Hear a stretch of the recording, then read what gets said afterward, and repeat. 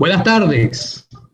Bueno, amigos, muchos saludos, muchas gracias por estar acá con nosotros. En nombre de la Fundación Estudios de Derecho Administrativo, queremos a todos, como todos los martes, darle la bienvenida al aula Alan Brewer Carías. El aula Alan Brewer Carías es un esfuerzo conjunto entre la Fundación Estudios de Derecho Administrativo, y hablo aquí en nombre de su presidenta, la doctora Belén Ramírez Landaeta, un esfuerzo conjunto entre FUNEDA y la Fundación Universitas, Julio Pérez Graterol, que está aquí con nosotros, y Natalie Montero, en nombre de Universitas, que es la fundación que nos da todos los martes a martes nos da el apoyo tecnológico, pero sobre todo el apoyo institucional a FUNEDA para estar hablando todos los martes a esta hora de los temas más importantes, de los temas más controversiales, más modernos, los que más interesan al derecho público, no solo en Venezuela, sino como hoy lo vamos a ver, en todo nuestro continente, en toda nuestra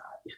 ¿Okay? El aula Brewer Carías ha servido para tratar temas nacionales, pero también para tratar temas como el que vamos a tratar el día de hoy, como el que vamos a hablar el día de hoy, para también hablar de temas conceptuales que sirven para todos nuestros países.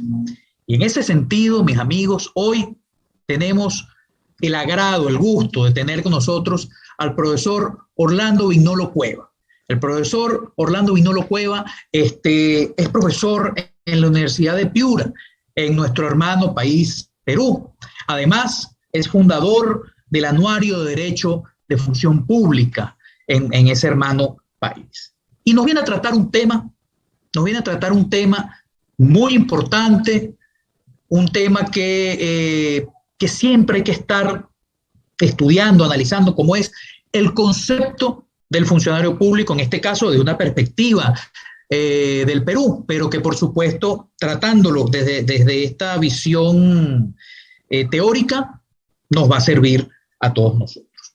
Recordando que en esta aula Brewer Carías, ustedes, amigos, están presentes, pueden hacer sus preguntas por escrito por las plataformas en las cuales estén conectados, sea vía Zoom, vía YouTube, vía LinkedIn. Hagan, por favor, sus preguntas por escrito, que se le haremos llegar al profesor, quien va a ser el ponente el día de hoy, para que las responda. Yo no les voy a quitar mucho tiempo, voy a dejarlos de una vez con el profesor Orlando Vignolo Cueva, quien como le dije, va a tratar el tema del funcionario público, la perspectiva peruana. Adelante, profesor. Bueno, muchas gracias, profesor Rojas Pérez, a la Fundación Universitas, a FUNEDA, la famosa fundación venezolana, ¿no?, que tanto ha hecho por el derecho administrativo en ese país y en el continente en general. Bueno, veo también a mi amigo Carlos Luis Carrillo, qué gusto verlo y verte bien. Y a todos los que conforman la organización de este evento, ¿no?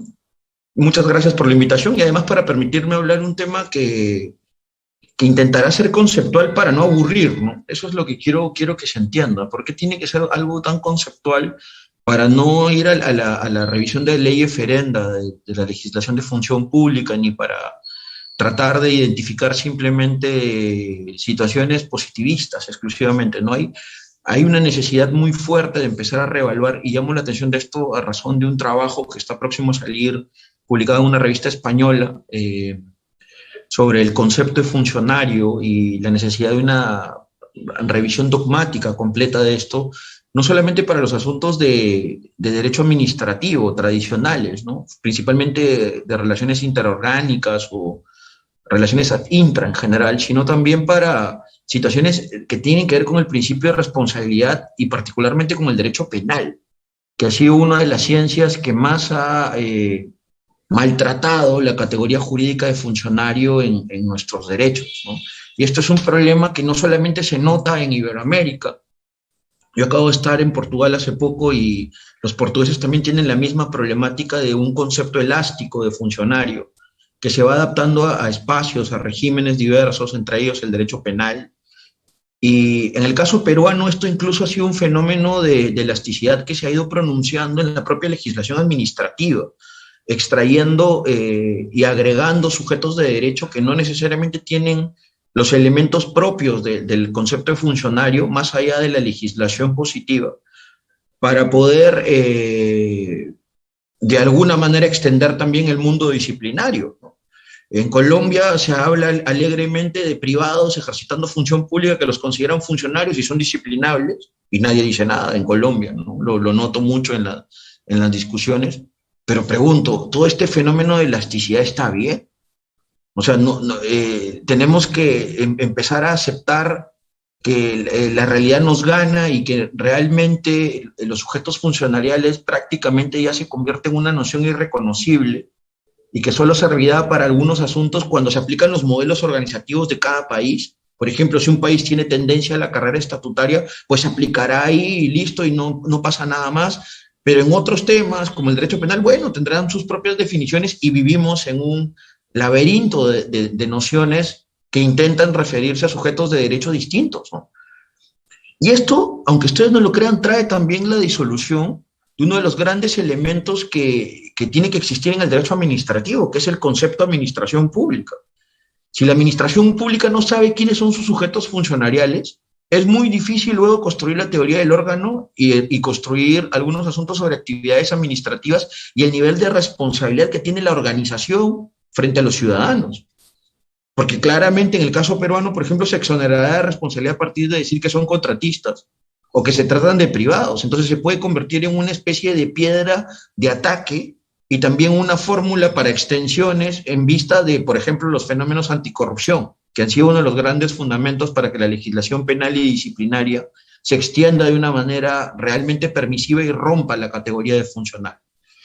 Entonces, todo esto me llamó la atención desde hace algunos años atrás. Lo he empezado a estudiar y empecé ya a producir los primeros trabajos este año. La reflexión me llevó a este primer trabajo, que es el que voy a conversar.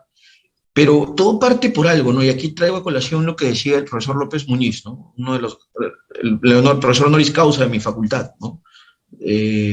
Lo más importante ante la arbitrariedad es más teoría. El tema es claro, mientras más arbitrariedad exista, los profesores de derecho tenemos que hacer más ciencia para poder buscar eliminar los problemas a través de la teoría. Porque evidentemente ni el legislador, ni el Poder Judicial, ni los operadores de diario van a encontrar las líneas definitorias sobre qué puede pasar para arreglar una situación caótica como la que estamos viviendo respecto al funcionariado, que vuelvo a repetir, no es un asunto solamente peruano. Pero además también hay que encontrar de nuevo un concepto del siglo XXI para el funcionario, un concepto en donde superemos los modelos organizativos, porque está claro que la carrera está lentamente desapareciendo en muchos países, incluso se le considera, en algunos casos no en Perú, pero en algunos casos como el mundo chileno, como una situación, un modelo organizativo que afecta incluso a la propia democracia, ¿no? Porque creen que se coloca en manos de pocos la función pública y se convierte en un elemento cerrado de impedimento de ingresos y es mejor que sea flexible, ¿no? Bueno, los modelos organizativos tendrían que estar apartados, porque eso ya lo definirá cada país a partir de sus mayorías y minorías. Entonces, partamos por algo. El concepto de funcionario tiene poco que ver con el modelo escogido por el legislador, con lo cual se trata de una noción que va más atrás. Pero además es una noción distinta a la propia definición de la función pública. La función pública, que puede ser llamada también empleo público si tu modelo es más laboralizado, si es más cercano al mundo anglosajón, o podría tener unas mezclas, como pasa en el mundo italiano, donde se aparecen los modelos estatutarios mezclados con la gerencialización, o la frecuente aparición cada vez más importante del fenómeno de la contractualización, podría llamarlo los contratados públicos, o como pasa en Colombia, que le llaman servidor público, ¿no? La función pública es finalmente el concepto matriz del cual surge el funcionario, y hacia ahí vamos a apuntar. Y sobre esas dos nociones me voy a referir para poder encontrar una definición que sea útil y que en alguna medida esté adaptada al mundo constitucional y al siglo XXI que estamos viviendo, que es tan heterogéneo, posmoderno y lleno de autopercepciones antes que de verdades, ¿no? Cuando uno habla de función pública, evidentemente tiene la doble definición, que eso ya lo ha previsto, por ejemplo, el profesor Sánchez Morón en El Mundo Español, que una versión que está más ligada a la potestad, ¿no?, y a la competencia, que es utilizada frecuentemente por el derecho a la organización para el reparto competencial. García Entarría hablaba de esa definición cuando se planteaba todos los asuntos relacionados con el reparto que hace la Constitución y las normas del poder entre las administraciones y el resto de poderes públicos no administrativos, ¿no? Según cada espacio y cada posibilidad que da el vehículo más importante que tienes de reparto del poder, que es la legislación, a la cual habría que sumarle también qué tan dinámico puede ser el reglamento de un país como fenómeno jurídico importante, ¿no? Pero claro, esa es una parte de las cuestiones. Lo que se ha perdido es la segunda parte. Y cada vez menos se habla, se expresa menos esa nomenclatura de esos cuerpos organizados de personas que tienen una posición de servicio hacia el bien común, ¿no? Que algunas constituciones como la nuestra, la Constitución peruana de 1993, reconoce como el servicio permanente a la nación, ¿no? Que es un grupo humano segmentado del resto de la fuerza laboral o la población económicamente activa que tiene un país, y que se les coloca bajo nomenclaturas y regímenes diferentes, pero teniendo claro que es un grupo humano que tiene siempre una posición vicarial y de servicio. Ese es un tema que creo yo se repite en casi todas las constituciones de Latinoamérica. Hay unas personas especiales, diferentes, que se les podría crear incluso un régimen cerrado o abierto, pero un régimen singular al fin y al cabo, que tienen unas capacidades diferentes, porque de alguna u otra manera se acercan a una posición servicial que no es igual a, por ejemplo, el afán lucrativo lícito y tradicional que podría tener el sector privado empresarial o incluso el propio sector privado no empresarial, que lleva adelante afanes de diferente estilo, pero tiene que tener algún afán económico de soporte de la libertad asociativa, por ejemplo, ¿no? El mundo de la libertad no está tan ligado al de ellos, pero surge ahí varias cosas, ¿no? Ese grupo humano siempre es recogido por el constituyente. ¿Por qué? Porque es un grupo humano particular, porque es un grupo humano que necesita de alguna u otra manera tener un derecho propio. Y esto no es solamente de ahora, viene desde incluso el propio mundo feudal, en donde se separaba a las antiguas personas que servían a la corona en el antiguo régimen y se les daba unos estatutos propios. Y esto se ha mantenido ahora, y este es un asunto que además permite tener también, claro, el nacimiento de una parte especial del derecho administrativo que está muy ligada a la organización. Y eso creo que se repite en todas las legislaciones de función pública. Un amigo nuestro, un amigo en común con Carlos Luis, que es el profesor Jorge Iván Rincón, repite siempre un tema que creo que es esencial, que se tiene que enseñar en las facultades de Derecho. El derecho a la organización es la clave de muchas cosas. Y cada vez me voy dando cuenta que es así, ¿no? Jorge Iván ha sido una persona preclara en esto. Demostrar que el derecho a la organización, siguiendo, por ejemplo, el molde que había pensado en algún momento el profesor Gallego Anambitarte, ¿no? Un profesor que ha sido muy discutido en España, pero que tiene aportes en derecho a la organización que son fantásticos, ¿no? Donde dice, no, la organización no solamente es competencia, es también en la persona, ¿no? La persona, porque esa persona reclutada en la administración es finalmente el agente físico de ejercicio del poder. Y tiene que tener unas condicionantes especiales para ejercitar el poder, que lo hace casuísticamente en representación a través de la teoría del órgano, como esté construido en un país, pero al fin y al cabo a nombre de la administración pública, aplicando los principios de responsabilidad patrimonial que hay en cada país.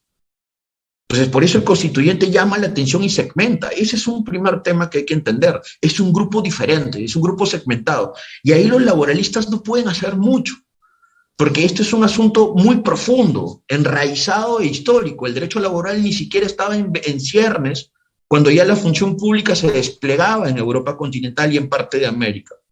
En Perú yo he encontrado rastros en el Archivo Nacional de estatutos de función pública ya desde el siglo XVI. No hay nada que decir, el derecho laboral no existía simplemente frente a eso. ¿Por qué? Porque el derecho laboral está pensado en otra dinámica, ¿no? Está pensado en otras formas, está pensado para ver libertades, relaciones interprivados, no para ver este concepto instrumental de la función pública, que no es otra cosa que una noción que crea la Constitución para agrupar a estas personas y ser el punto de enlace entre el sujeto funcionario y la administración pública empleadora. Porque eso es en el fondo lo que es la función pública como noción, o el empleo público, o el laboro público, como lo quieras llamar. Al fin y al cabo, la Constitución crea este concepto para agrupar personas y darles la idea a todos los operadores, a todos los poderes públicos, a todas las personas que se involucran en una nación, que hay un grupo de personas que tiene una condición funcional muy particular, pero además también tiene un régimen propio y por ende tienen que ser segmentados dentro del derecho. ¿Podrá haber desorden del legislador luego? Sí, claro, puede aplicar el derecho laboral, pero nunca podrás negar que es un grupo segmentado y que se le denomina como quieras llamarlo, pero en el caso peruano se llama función pública. Y esta idea de ingreso a la función pública como noción instrumental permite que ciertos sujetos, sin dejar de ser ciudadanos, pasen a tener una nueva naturaleza jurídica. Y eso es en el fondo lo que pasa cuando una persona es reclutada o se le aplican los procedimientos de acceso a esta noción instrumental que es la función pública. No deja de ser ciudadano, tiene derechos constitucionales, tiene también deberes generales como ciudadano, tiene una responsabilidad aplicada como ciudadano, tiene evidentemente posibilidades de ejercicio de las libertades, pero asume voluntaria y autónomamente la posibilidad de ingresar a la función pública para tener dentro de sí una serie de nuevas condicionantes, deberes y otros derechos, porque además, hay que ser sincero, el funcionariado, el entrar como funcionario, o como se denomina en tu país, Colombia, servidor público, por ejemplo, te permite ser un agente instrumental de poder de la administración. Es decir, vas a ser un agente propio de potestades, con lo cual vas a tener que tener una serie de garantías que se expresan en deberes de función pública muy particulares, porque intentan de alguna u otra manera ser las limitantes del comportamiento de esa nueva faceta que ha ganado la persona como funcionario, ¿no? Pero está claro que todo lo que se conoce como la carga obligacional del funcionario, que son fundamentalmente deberes que luego se expresarán en cumplimientos o no, y eso llevará a la disciplina y otros elementos, esos deberes segmentados, cada uno de ellos tiene un propósito que fundamentalmente es permitir un ejercicio legítimo y controlado del poder que va a ser ese funcionario. Por eso es tan importante, a la hora de construir el concepto de funcionario, hacerle entender a las personas que cuando van a la función pública y se incorporan y asumen voluntariamente la carga de funcionario, surge sobre él privilegios en más y en menos. O sea, ese es un tema central que a veces no se les explica a los funcionarios jóvenes en nuestros países. Tienes muchos privilegios, porque puedes inspeccionar, romper casas, un bombero rompe casas, puedes incluso detener directamente, puedes ejercitar potestades sancionadoras, instructivas de diverso orden, pero así como tienes un gran poder, también tienes privilegios en menos porque hay una serie de garantías. Y por tanto, tu libertad y tus derechos se ven acomodados a esa nueva naturaleza que ganas y asumes voluntariamente. Tu libertad, por ejemplo, de domicilio ya no va a ser igual si eres un militar o un policía. La libertad de expresión no es igual en un funcionario. Y acá hay que romper toda esta tendencia millennial de decir lo que yo creo y pienso. No, el funcionariado es sigiloso, el funcionariado es discreto. El funcionario es una persona que reserva datos personales para evitar daños mayores, que tiene que tener táctica, discrecionalidad táctica para evitar hablar en redes ciertas cuestiones y evitar poner a hacer escarnio público de personas. Un funcionario no tiene las mismas formas de expresión política. En los países serios del mundo, no en los nuestros en general, el funcionario es una persona ultra discreta y por tanto su libertad de expresión está mediatizada por su carga funcionarial.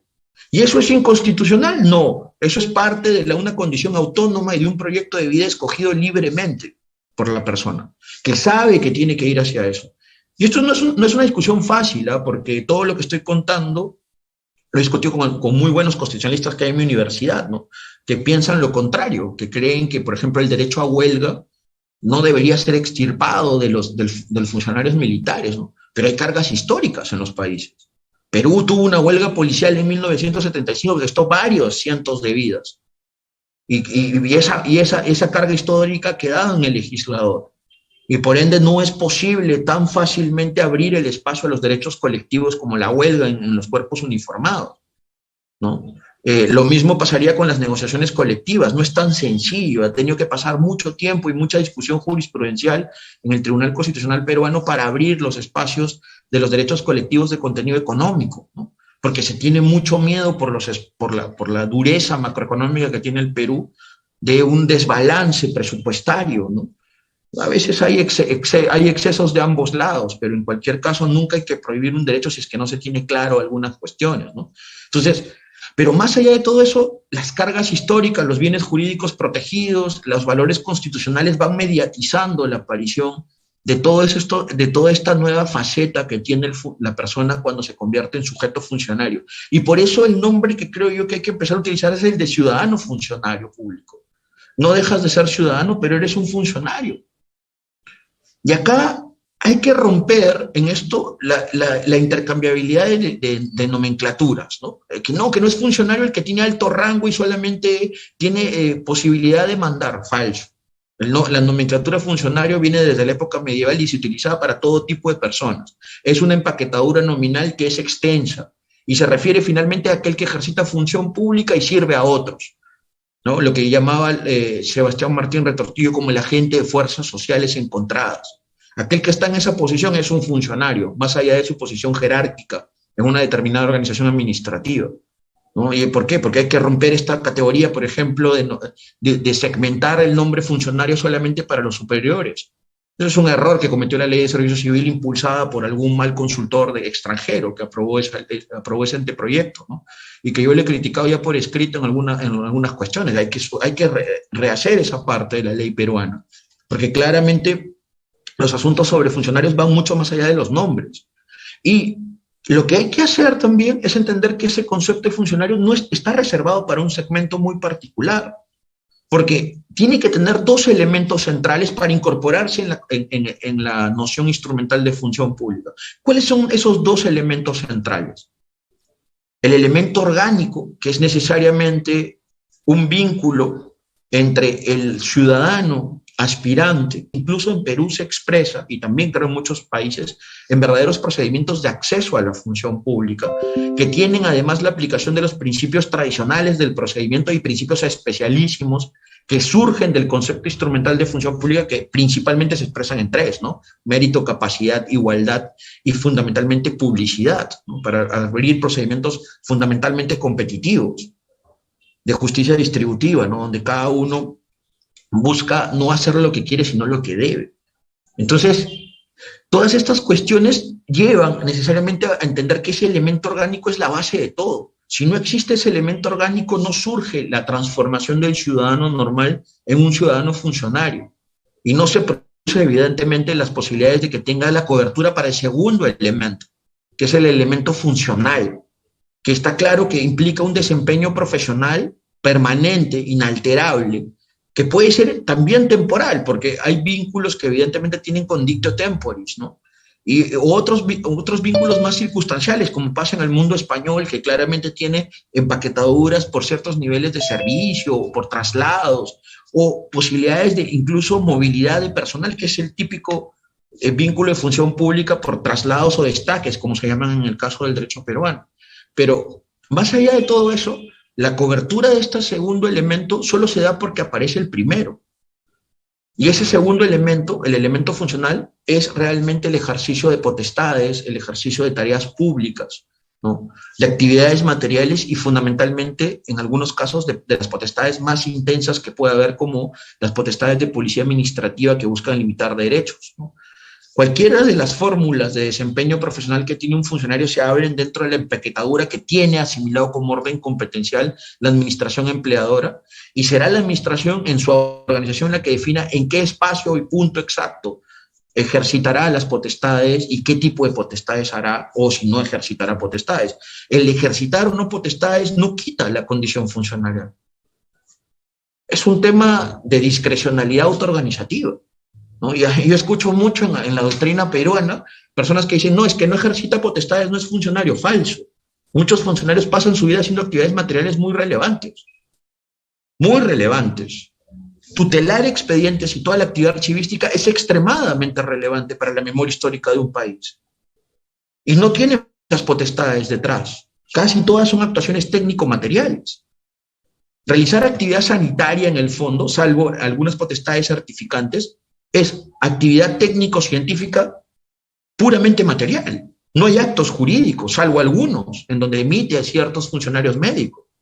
Entonces, quitémonos ya la idea de la cabeza muy típica lo siento, pero es de la doctrina argentina de los años 50, ¿no? Que el funcionario es aquel jerarca que ejercita potestades. Eso es falso en el mundo actual. Eso ya se perdió hace muchos años. Incluso grandes funcionarios tienen a cargo grandes actividades materiales muy relevantes para el interés público. Cada vez más la aparición del mundo de la tecnología obliga a que la actividad técnica tenga un mayor valor para el funcionariado. Entonces, el mundo del sistema de los gobiernos digitales en la actualidad y en el teletrabajo público ha cambiado por completo el valor que se le daba a las tareas públicas, ¿no? Y a la actividad técnica. Esto incluso ha llevado a fenómenos de irrupción cada vez más fuertes de las delegaciones, ¿no? Que es un problema que en el Perú, por ejemplo, Carlos Luis se lo ha explicado alguna vez y que es un problema serio, ¿no? Donde se ha producido liberalizaciones, hay mucha delegación de potestades y se produce corresponsabilidad, responsabilidad vigilando una serie de cosas que van complejizando el mundo de la función pública también. Entonces, la cobertura funcional surge del elemento, pero ambos elementos fusionados dan la condición y evidentemente a partir de un procedimiento de acceso lícito, real, establecido bajo el principio de legalidad y que te permita por sobre todo aplicar la vieja usanza de la igualdad entendida como desigualdad entre los desiguales, porque todos tienen derecho a tener expectativa de ser funcionarios.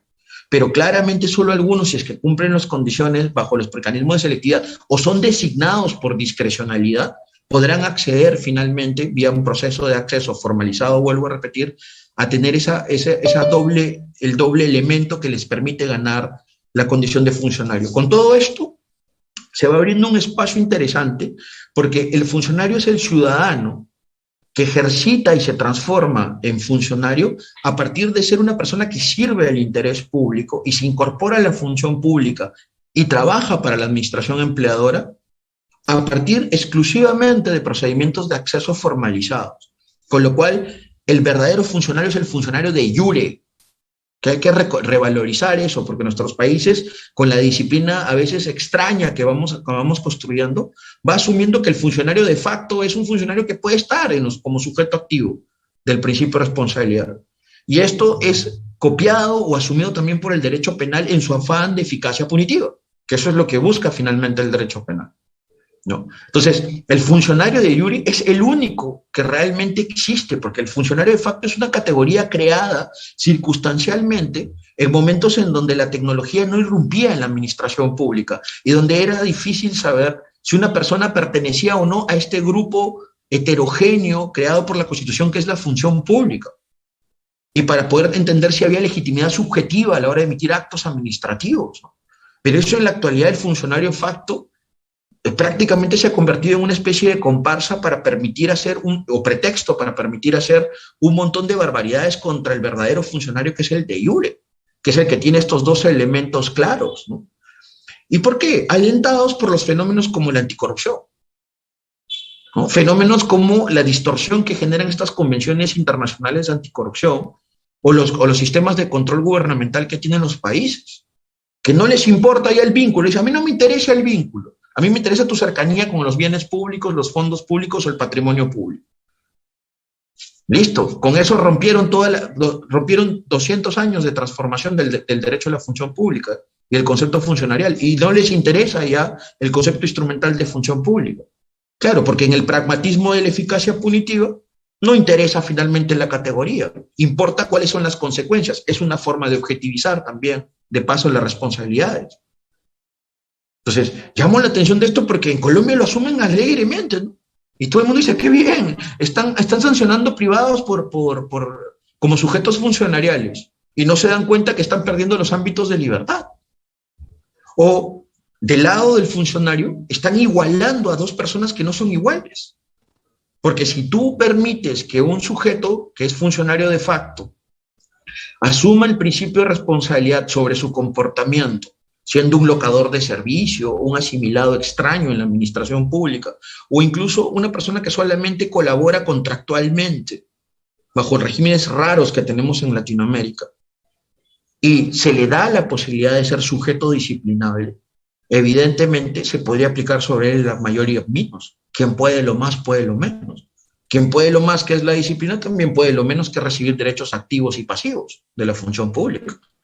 Y cómo no, quizás se le pueda dar hasta deberes, porque los deberes están íntimamente relacionados con la disciplina.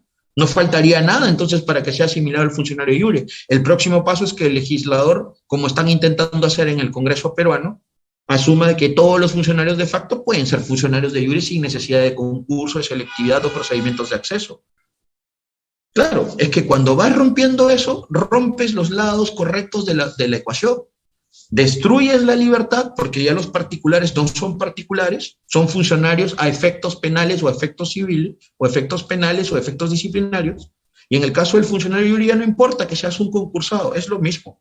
Lo que importa es que estás sirviendo en ese momento a la administración. La vieja visión management de la administración pública que a los anglosajones les ha costado cientos de años arreglar. Porque los anglosajones no nos van a mostrar a Latinoamérica ni a Europa continental que eran brillantes en función pública, ¿no? O no se acuerdan ya de los patronazgos y todos los elementos anómalos que existían de venta de puestos públicos en esos espacios territoriales. O sea, no nos hagamos, no tratemos de mirar el management solamente o ciertas cosas sin tener en cuenta las categorías jurídicas. Y esto lleva entonces a entender de que funcionario, función pública, administración empleadora es un trinomio inescindible. Si en un espacio, en un derecho, se rompe alguno de los tres o se desconfigura alguno de esos alguno de esas tres categorías y su definición desde el derecho, está cerca de la arbitrariedad en ese país. Ya varios de nuestros países lo están rompiendo, ¿no? Varios de nuestros países están llegando al tema. Esto va a terminar o en la Corte Suprema, o en los tribunales constitucionales, o en los consejos de Estado, o como se llame en cada país, y terminarán en litigios judiciales que pueden terminar rompiendo por completo ese trinomio básico del mundo intraorganizativo de la administración, que es finalmente el principal espacio para que la administración pública sea un sujeto de derecho ante los demás. Si ese espacio y esa ecuación de trinomio, de conceptos, no está bien ordenada, es probable que la administración pública no produzca consecuencias en la realidad, porque nadie va a ejercitar potestades, porque nadie va a tener la seguridad jurídica para poder ser un verdadero funcionario. Y por último, podrías poner en riesgo incluso a los propios reclutados, asalariados que tienes en la administración pública, porque ese es un gran tema. Y esto acaba de pasar en Perú y con esto cierro la intervención para poder abrir el debate. Cuando tú quitas la condición funcionarial de alguien en los intentos por protegerlo, como hizo el inefable presidente peruano que tuvimos, que es Pedro Pablo Kuczynski, que está encerrado en su casa por corrupto, ¿sí? Como muchos presidentes peruanos. Nosotros tenemos tendencia a no dejarlos ir. Los guardamos en sus casas o en cárceles. A todos. O sea, es un trabajo de alto riesgo ser político en Perú, ¿no? Y eso también va para el actual, ¿no? Entonces, ¿qué pasa? Este señor creía que si le quitaba condiciones funcionariales a ciertos grupos humanos, como los bomberos públicos, podía mejorar la flexibilidad y la eficiencia. Típica fórmula de pensamiento empresarial liberal del siglo XIX americano, ¿no? El lejano oeste puesto en los Andes, ¿no? El lejano oeste gringo puesto en los Andes y en la costa peruana. Entonces, sacaron un decreto legislativo por el cual señalaron que los bomberos públicos peruanos, que pertenecen a una administración importante como el Cuerpo General de Bomberos, no eran funcionarios públicos. Y no se han dado cuenta de un tema menor. Los bomberos, cuando van a incendios, tienen que destruir propiedad privada. Cualquier propietario que se vea afectado puede demandar a estos privados nuevos, creados por ley, que están haciendo actividad ilícita, destruyendo propiedades ajenas para salvar vidas. Miren la tontería jurídica en la que se ha metido por no tener los conceptos claros y que podría generar un serio revés, incluso penal, en contra de este cuerpo tan importante y tan histórico de nuestro país, que además son voluntarios, porque son funcionarios ad honorem, ¿no? Que eso existe todavía en nuestro lado. Entonces, no tener las categorías claras es un claro detimento para poder afectar las libertades y poner en riesgo a muchas personas. Pero peor aún, puede ser el elemento para que surja la arbitrariedad en la administración. Por eso hay que frenar al penal, hay que frenar el eficientismo penal, hay que volver a estudiar estas categorías, hay que hacer que el disciplinario no se vuelva tan demente como estamos viendo, y sobre todo tratar de entender que los conceptos son finalmente nociones que tienen que ser respetadas porque no provienen de nosotros, de la doctrina, provienen de las constituciones, provienen de los valores históricos, y en algún caso incluso hasta provienen de la esencia misma de la libertad y de saber quién es quién como sujeto de derecho frente a terceros. Nada más de mi parte, muchas gracias.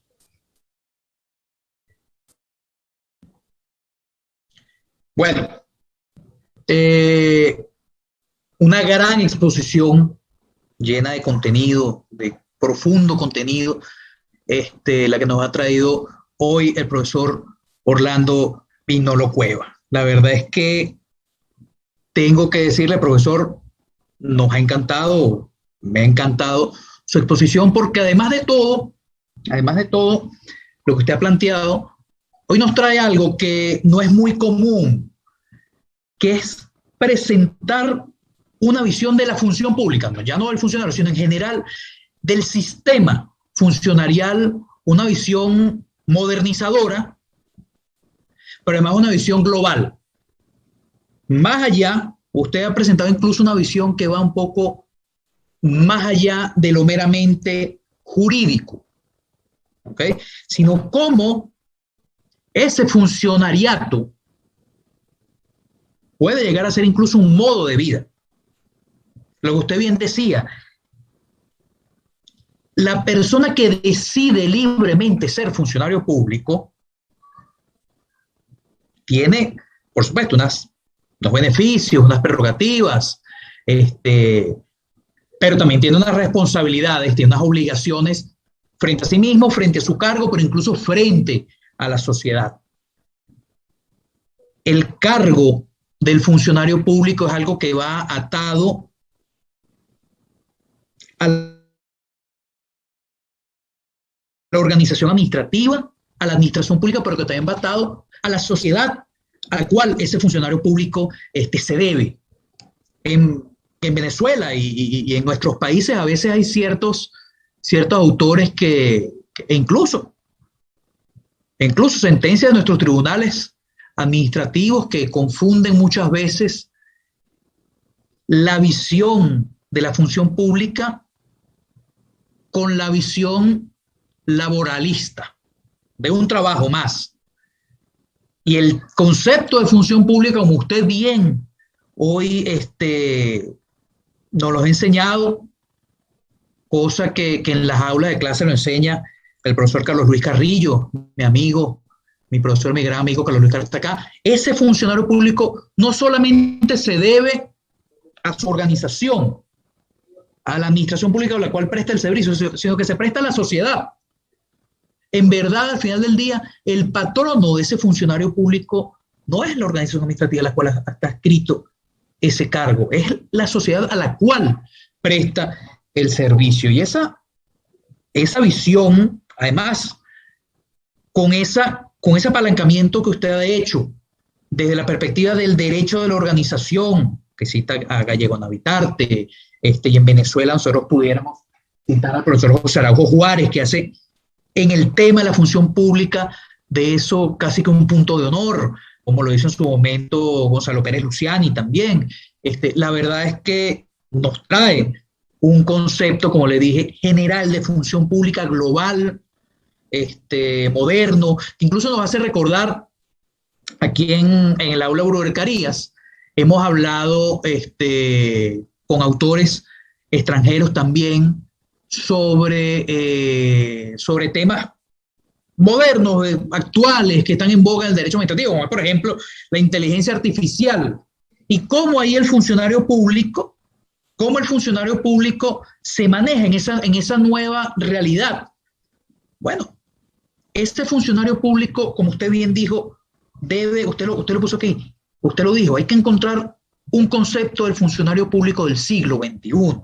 Traigo a colación lo de la inteligencia artificial, porque en esta aula Brujería se ha hablado de ese tema y hemos ido llegando a conclusiones que usted hoy ha dado en el clavo y nos ha acercado mucho a eso que veníamos tratando en su momento, que es que el funcionario público ese concepto de funcionario público y la visión especialmente del funcionario público necesariamente, obligatoriamente tiene que adecuarse a las nuevas realidades, tiene que adecuarse a cómo el mundo y la sociedad y el mundo en general es hoy. Cómo esa sociedad se comporta, pues el funcionario público tiene que adaptarse a esas nuevas perspectivas. Entonces, la verdad es que la tesis que usted nos ha planteado hoy, profesor, la considero muy importante, la considero que hay que replicarla, que hay que estudiarla en nuestros países. Nosotros en Venezuela tenemos, por ejemplo, la revista de Derecho Funcionarial, que antes de entrar en el aula estábamos conversando y le dije que le iba a hacer el ofrecimiento y la propuesta pública de que escribiera para la revista de Derecho Funcionarial venezolana. Creo que este tipo de cosas hay que decirlas, como usted ha hecho hoy, hay que decirlas en el foro público, hay que decirlas en nuestra academia, y la verdad es que nos ha gustado mucho su visión, trayendo además elementos que hay que rescatar, que hay que estudiar, como por ejemplo señalaba usted el tema de la huelga en la función pública. Eso hay que estudiarlo a profundidad, porque ciertamente son derechos que históricamente, Luis Ortega, el profesor español, hace un análisis de cómo esa lucha histórica por los derechos de los empleados públicos trajo lo que hoy conocemos como el derecho a la huelga y el derecho a la sindicalización en la administración pública. Pero también hay que ver la otra perspectiva, cómo eso puede llegar a dañar a la propia administración pública. Nosotros en Venezuela hemos tenido más de un caso, pero recuerdo uno en concreto, el caso de la Policía Metropolitana, hacia principios año 2001, si mal no recuerdo, donde posiblemente hubo una huelga en una policía, pero una huelga politizada, una huelga muy probablemente llamada desde los propios órganos nacionales para afectar la gestión de una alcaldía metropolitana, de un ente descentralizado. Entonces también hay que estudiar la función pública y esos derechos que, repito, son históricamente, profesor, han sido una lucha desde el derecho laboral, pero también desde los derechos humanos, pero que hay que ver hasta qué punto esos derechos pueden también coartar otros derechos de los ciudadanos. Entonces, con esto yo lo que quiero ratificarle es nuestra felicitación, profesor, a su exposición, invitar a los presentes a comentar con el profesor Orlando su exposición, su ponencia. No sé si hay algunas preguntas, pero en lo personal he estado muy contento con su exposición. Hay algunas preguntas, aquí le hacen una y arranco con esto, profesor Orlando. Ernesto Salazar Campos nos escribe: muy interesante, muchas gracias. La criticada reducción a nivel legislativo de la noción de funcionario público en casos determinados, como restringir a jefes en Perú, también se viene produciendo en otros países. Bueno, nuestro legislador no sabe función pública, ese es el gran problema. Y muchos de ellos no han sido funcionarios, pero parece que la función pública no ha pasado por ni de cerca, ¿no? Y hay que ser sinceros también, nuestros administrativistas no les ha interesado esta parte. O sea, yo acá estoy viendo algunos, y son poquísimos, ¿sabes? Uno ve también en el mundo español, son muy pocos, hay más, ¿no? Está Jesús Fuentetaja, Miguel Sánchez Merón, muchos de nosotros nos conocemos, ¿no? Pero somos un grupo muy pequeño de personas que intenta mirar a la función pública de una manera científica, ¿no? Pero ¿por qué, por ejemplo, el gran boom de las concesiones y de la contratación administrativa como si fuera un elemento central? Porque son modas que se imponen en los países. Son modas que los administrativistas toman alegremente y empiezan a discutir. Ahora está de moda el gobierno digital, todo el mundo se siente un experto en algoritmos, ¿no? y habla de la regulación jurídica, el algoritmo. No, hay que volver a las categorías básicas. O sea, nuestras sociedades son disconformes, hay un enorme problema para entender al político frente a la función pública, hay un enorme problema de estructuración organizativa de nuestras administraciones. Tenemos que definir bien qué es administración pública. Una de las clases, por ejemplo, que más nos toma tiempo en la maestría de la universidad nuestra, es poder definir qué es administración frente al sujeto particular. Porque si no defines bien, el sujeto de derecho tendrá mala aplicación del régimen. Entonces, dejémonos de sofisticaciones tontas que a veces surgen en las modas latinoamericanas y volvamos a lo que hacen los grandes maestros del derecho administrativo desde siempre, ¿no? Incluso hay que seguir la obra de los que ya no están, ¿no? ¿Dónde está el gran libro de función pública en nuestros países? Que defina qué es funcionario y que haga contrapeso a todas las locuras extremistas que hacen los penalistas, de estos listados abiertos de los delitos contra la administración. ¿Dónde está el gran libro del principio de responsabilidad? ¿Dónde tenemos a nuestro Sánchez Morón? Por eso las categorías hay que volverlas a estudiar para las nuevas generaciones aporten y puedan sacar adelante nuevas nociones que se adapten pero sin perder lo histórico, porque hay un libro que a mí me llamó poderosamente la atención y que recomiendo leerlo. No es un libro de derecho, a veces no es bueno no leer temas de derecho, ¿no? Solamente. Es un libro del profesor Jordan B. Peterson, ¿no? Es un psicoanalista, le contaba a Carlos Liz que me gustó mucho ese libro. Y hay una de las reglas de vida que creo que son claves en el mundo actual. Sé innovador sin perder lo histórico. O sea, ese equilibrio entre buscar la innovación pero sin dejar de irrespetar toda la ciencia que ha habido previamente. Las generaciones actuales quieren ser innovadoras por completo y luego terminan dándose un respeto por lo que se ha avanzado en la humanidad en determinadas cosas, y eso mismo ha pasado en función pública.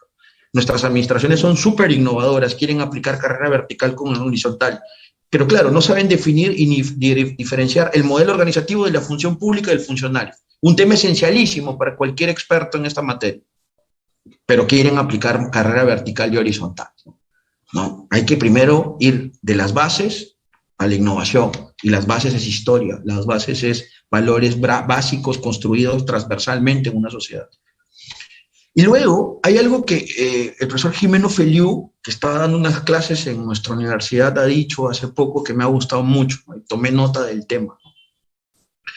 El funcionario público es el guardián, finalmente, de todo. O sea, si no tomamos en cuenta que una de las patas del Estado de Derecho es la función pública como concepto que tiene que ser protegido socialmente, simplemente se destruye por completo el Estado de Derecho. Y la descomposición de varios de nuestros países tiene que ver con eso. Ayer, por ejemplo, para que se den cuenta lo importante y lo valioso que es tener funcionarios públicos de verdad, el excomandante general del ejército peruano se le ha plantado al presidente y le ha dicho: usted no puede violentar la carrera militar peruana. No puede decir qué ascensos hace o qué no hace. Y ha creado una crisis política que a Castillo lo tiene así, de la vacancia presidencial. Está cayendo ya el ministro de Defensa hoy día en la noche. ¿Y eso quién le ha hecho? Un buen funcionario. Simple. El funcionario es el último guardián del Estado de Derecho. No es el ciudadano normal, no, es el funcionario. Entonces, tenemos que empezar a darle relevancia social a este grupo humano. Y eso implicará, pues, definiciones, pero implicará también un fuerte trabajo político de los profesores de administrativo. Entonces, los profesores administrativistas tienen que empezar a decirle a sus alumnos: sean funcionarios, juéguense por sus países, asuman el reto de ser. No es que es duro, no que me gustan más las firmas de abogados. Claro, todo bien. Pero alguien tiene que servir al país, ¿no? Digo, alguien tiene que hacer ese oficio tan duro, ¿no? Luego no te quejes, ¿eh? Porque claro, te quejas del supervisor, te quejas del regulador, te quejas del inspector, pero tú no haces nada real por ejemplo, tener a tus mejores alumnos en la función pública, ¿no? Porque eso yo noto mucho, vivimos quejándonos los profesores administrativos, sobre todo en el mundo austral, más al sur. Quejan, pero ¿y qué solución práctica das en el día a día? Tú, como profesor, enseña mejor función pública, explícales por qué es tan valioso ser funcionario. Explícales cómo se inventó la función pública. la cantidad de muertos que ha tenido que haber para que se construyan funcionariados mucho más cercanos al Estado de Derecho, y cómo se convierten en los vigilantes finales del Estado de Derecho, ¿no? Si hay cuatro patas en el Estado de Derecho, una es la función pública, la otra es el principio de legalidad, evidentemente la cláusula de responsabilidad patrimonial, que es un tema esencial y que en Perú la tenemos atacado, y la tutela judicial efectiva. Son las cuatro patas que definen el Estado de Derecho, a mi modo de ver. Lo que pasa es que siempre la cuarta pata nos la hemos olvidado, ¿no? O la guardamos porque nos da vergüenza, quizás.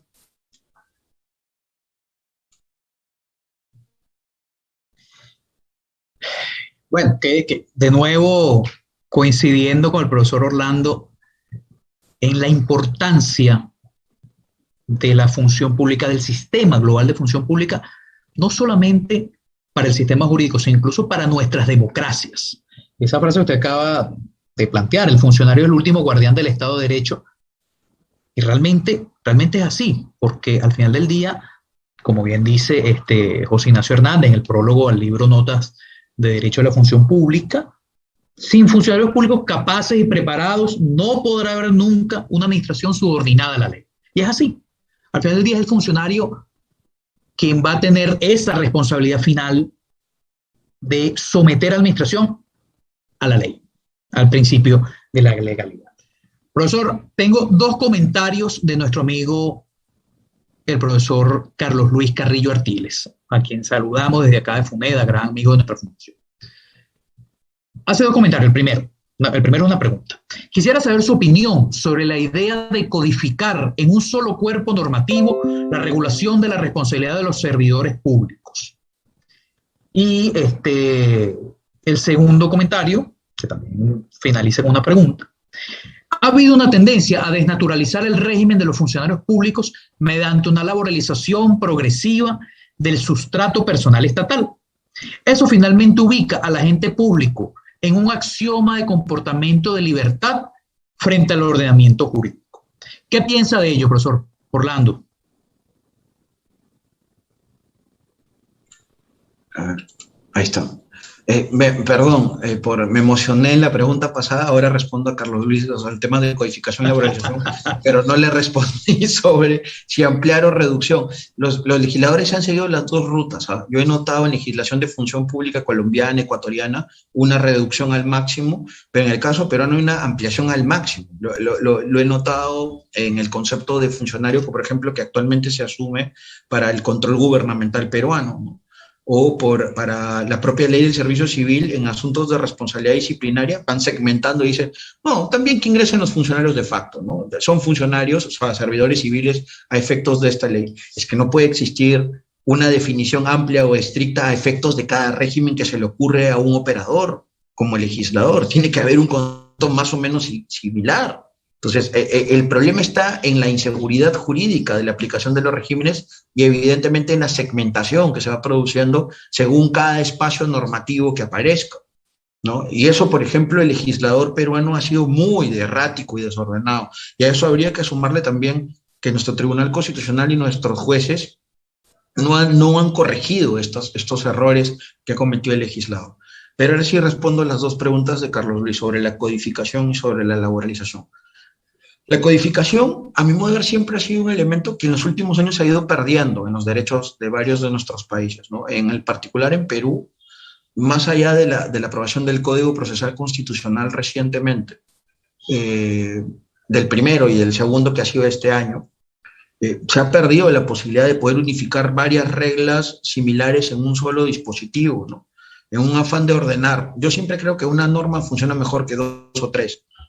Y sí es claro que en la función pública hay tendencia a la heterogeneidad de fuentes normativas.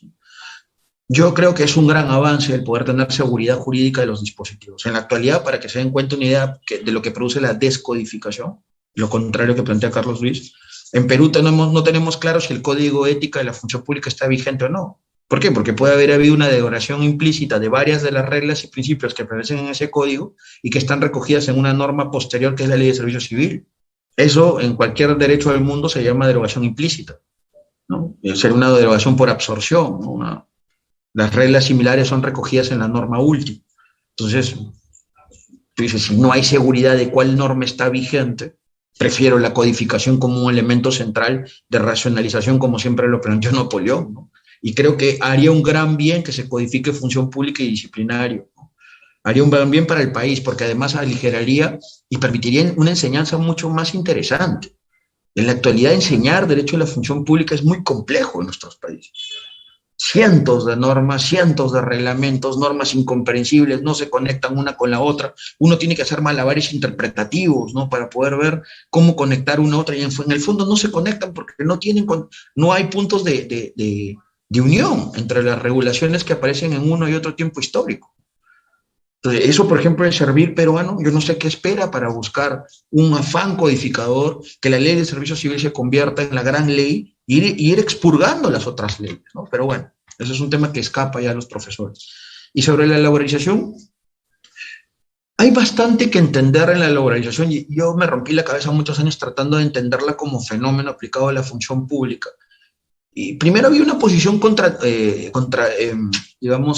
contradictoria o de lucha, ¿no? que planteaban los administrativistas peruanos para asumirla como que era un fenómeno vicioso, malo, que los laboralistas metan la mano en la función pública, ¿no? Luego hay una tesis más armonizadora que en algún momento expuso, me parece, Yaneri Boya, si la memoria no me falla.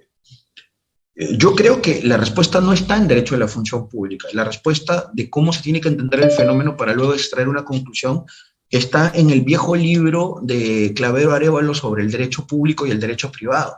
Cómo se relacionan un mundo y el otro, ¿no? Y claramente, cuando el derecho público no se basta a sí mismo, y en este caso el derecho administrativo puede tener algún espacio, un boquete para permitir el ingreso de fuentes privadas. El ingreso de la norma, de la jurisprudencia, del reglamento que pueda basarse para relaciones interprivados, como hace el derecho laboral, termina sufriendo un fenómeno que se conoce como administrativización. O sea, podrás ingresar a la aplicación de las reglas del derecho privado, trayendo a colación asuntos sobre derechos activos y pasivos que aparecen en las legislaciones laborales, pero luego esos derechos por sí mismos, traídos desde el mundo privado, no se bastan y necesitan administrativizarse. ¿Por qué? Porque la naturaleza del sujeto de derecho que entra en juego con esas facultades subjetivas, que es la administración pública. La administración pública no extrae el dinero del bolsillo de los políticos, bueno, que debería, ¿no? Pero no extrae dinero de los bolsillos de los políticos, lo extrae el presupuesto. Y los presupuestos vienen de potestad tributaria y potestades de captación de ingresos públicos. Y luego hay una faja transportadora de esos bienes fungibles, que es el ciclo presupuestario. Con lo cual, te guste o no, los derechos constitucionales activos y pasivos que vienen reconocidos por la legislación laboral terminan asimilándose a las normas de funcionamiento y de organización de la administración pública que trabaja con esas facultades subjetivas, se administrativiza. Entonces, eso es lo que pasa en buena medida con el fenómeno de la laboralización. No hay que luchar contra él, porque eso es un tema político parlamentario. O sea, eso lo definirán los congresos y los parlamentos en el mundo, que abrirán o no el boquete para la laboralización.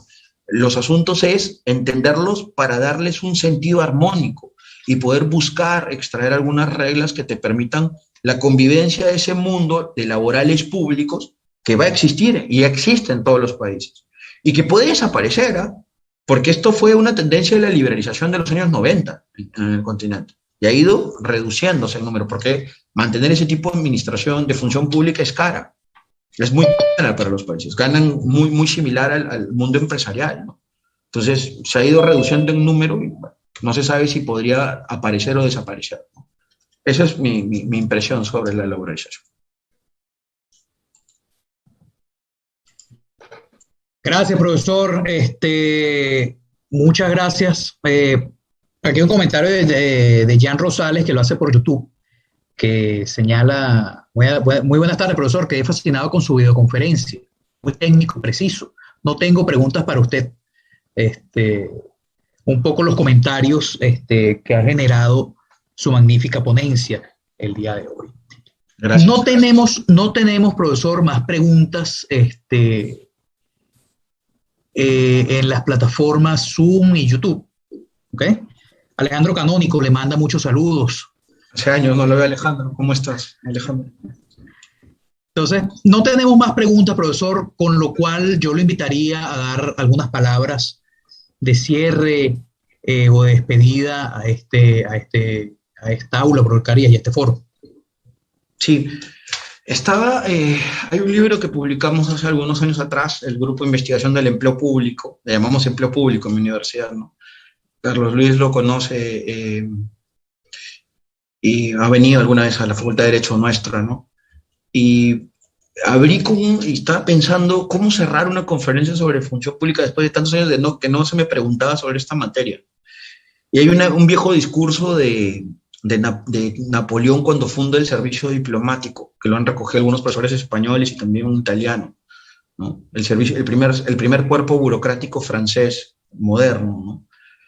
Y claro, ahí repite un tema que creo yo que es la clave para sacar a nuestros países del atraso. La función pública es lo único que disciplina a la sociedad. Eso es lo que dijo Napoleón para cerrar su discurso. La buena función pública disciplina a la sociedad, ¿no? ¿Por qué? Porque evidentemente equilibra el mundo corporativo. ¿Qué es lo que va a hacer ahora? O sea, ese es el verdadero árbitro, ¿eh? En Perú están atacando mucho a la función pública que tiene un sistema de compatibilización porque dicen tiene muchos conflictos de interés. Bueno, protejamos, ¿no? Busquemos corazas, pero la función pública es el verdadero árbitro. Frente a fenómenos cada vez más complejos de corporativismo, de cooptación política, ¿no? De eliminación lenta de bienes públicos y de patrimonio público, ¿no? Es la gran prevención frente a la corrupción que tanto les gusta hablar a un montón de ideólogos de la lucha anticorrupción. La gran prevención de nuestros estados frente a la corrupción es tener buenos funcionarios y buena función pública. Es la gran inversión generacional. O sea, queremos legarle algo a nuestros hijos y nietos en un continente mucho más serio y no este baby continente que tenemos, ¿no? Lleno de gente político, dirigentes que son unos esquizofrénicos y en algún momento incluso hasta yo diría tendrían mente infantil para mal, no para bien, porque la mente infantil para bien es la mejor mente, por cierto, ¿no? Entonces, para poder luchar contra estos fenómenos, incluso de destrucción y de solución democrática, debemos tener buenos funcionarios, porque hasta ahora, en los países que han sobrevivido, que han aguantado y que son de primer mundo, nunca han dejado de tener un buen grupo de personas que sirve a otros de una manera sólida, institucional y con memoria burocrática. Eres liberal, eres conservador, eres progresista, eres de izquierda o eres de derecha, tendrás que respetar ese instituto que es la clave para superar los vaivenes democráticos, ¿no? Y para hacer que los estados sobrevivan. ¿Quieres destruir a un país? Destruye su función pública. Un misil ahí y se acabó todo. Y eso es lo que ha pasado, por ejemplo, en las hermanas repúblicas, de donde vienen muchos de ustedes. Han destruido la función pública y se acabó el país. Entonces, por eso la protección a la función pública en el caso peruano es clave en el momento actual que vivimos. Y creo que se está haciendo bien. La función pública está controlando a los políticos y está haciendo que el país esté equilibrado. Pasarán los 5 años y se irá, listo. Seguimos para adelante. Muchas gracias.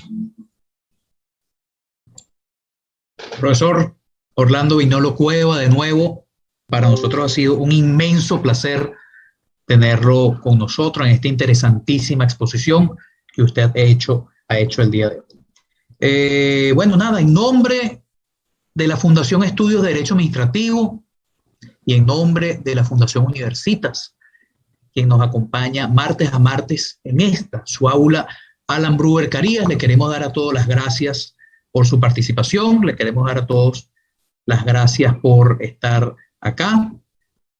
Y al profesor Orlando Viñolo, muchas gracias por su ponencia, por dedicarnos su tiempo muy valioso. Y nada, será hasta el próximo martes, hasta la próxima sesión del aula Brewer Carías. Buenas noches a todos.